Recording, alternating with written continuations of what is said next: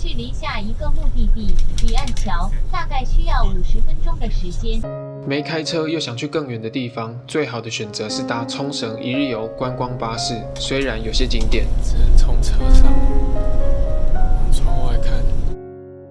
Please look around freely for 30 minutes and get back in the bus 5 minutes before departure.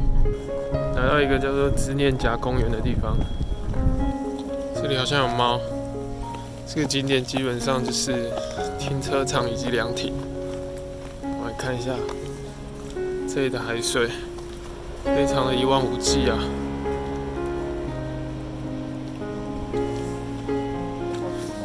有人在这里拍婚纱，看来应该是不错的景点。小猫咪，喵！刚才错怪这个景点了，原来这里有一个步道，其实蛮漂亮的。发掘第二只猫，看过来啊！喵！来各个凉亭看一下，宇宙轴。无限的记忆，什么意思啊？我觉得这里是蛮漂亮的，但就是这个，如果这个时间来的话，阳光有点大。这个方向应该是太平洋的东南方。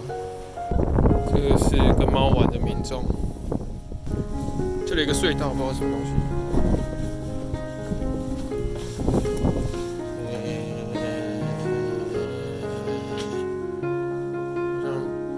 前进了。搭观光巴士最大的好处是不用那么累，就可以到各个景点。最大的坏处就是每个景点都有固定的停留时间。这么漂亮的地方，我觉得40分钟根本就不够。我们现在要去搭玻璃船。Thank you。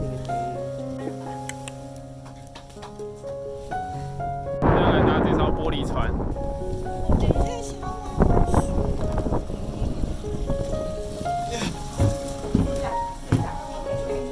玻璃船 ，Let's find a fish。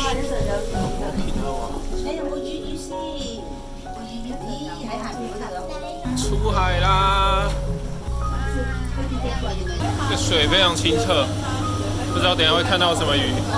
还有黄色的、蓝色的，哇！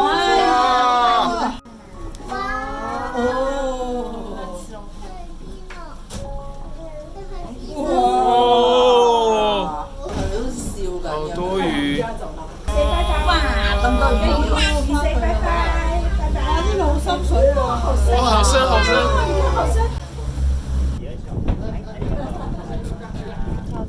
哇，我觉得完全值回票价哎！原本没有预期会看到这么多鱼，然后也不知道海水这么清澈，然后从浅水再到深水，就看到各种不同种类的鱼。我觉得就是看完之后，如果你原本是没有喜欢潜水的人，都会想要下去潜水。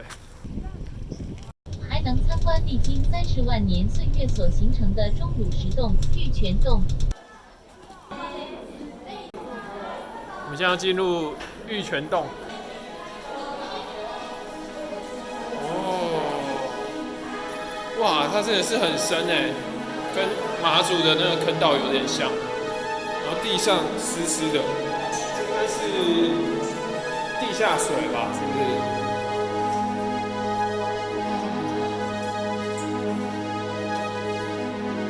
这里很宽阔呢，从下面会长出来，然后上面也会滴下来的感觉，长得很像一尊神明。哇，这里很厉害。上面不知道会不会掉下来，变成一个酷刑的概念。这里太暗了，在上面就是刺刺的，头上的石头感觉随时会掉下来。来到这里要发挥一点想象力，如果这里是初恋广场，那这一根一定就是杏鲍菇了。这里是化石的广场。好像是鹿的骨头，但看不太出来。这个水滴的可勤的呢。这个如果石头突然掉下来，会刺死人的。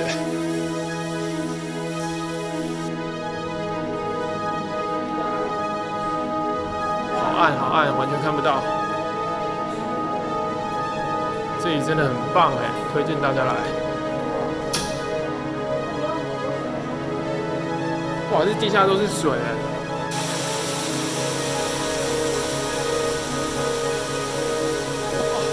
我一直被水滴到哎。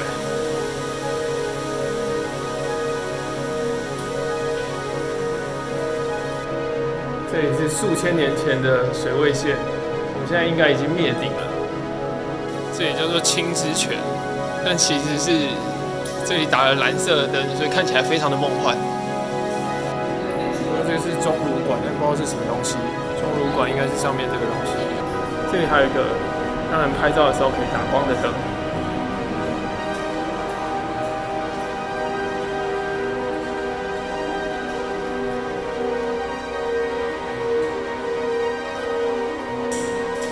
这里有一个古代的，好像是酿酒厂，有点像马祖的八八坑道。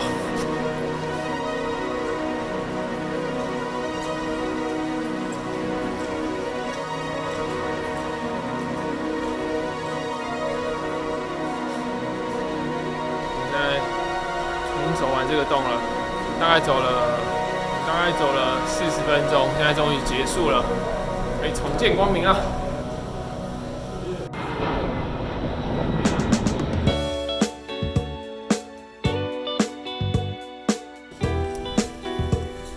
这里有吊床，很多人在这边睡觉。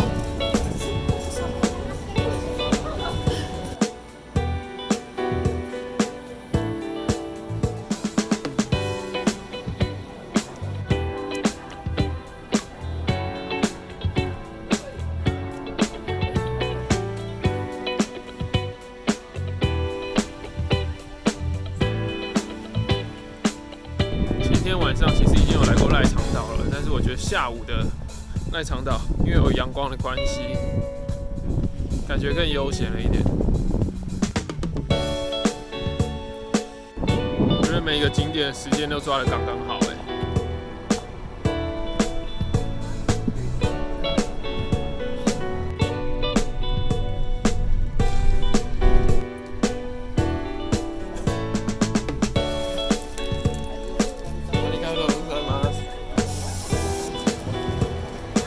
结束今天的观光巴士的行程。总结来讲，其实我们觉得还不错，就是每个景点的时间其实算得刚刚好，不会太多也不会太少。那即使是在最后赖长岛，它只有给1个小时的时间，1个小时的时间其实玩不完赖长岛，但是就是如果你要走的话，其实也可以自己走，然后再自己回去这样。那明天还有1天的行程是到中部跟北部，也是坐观光巴士。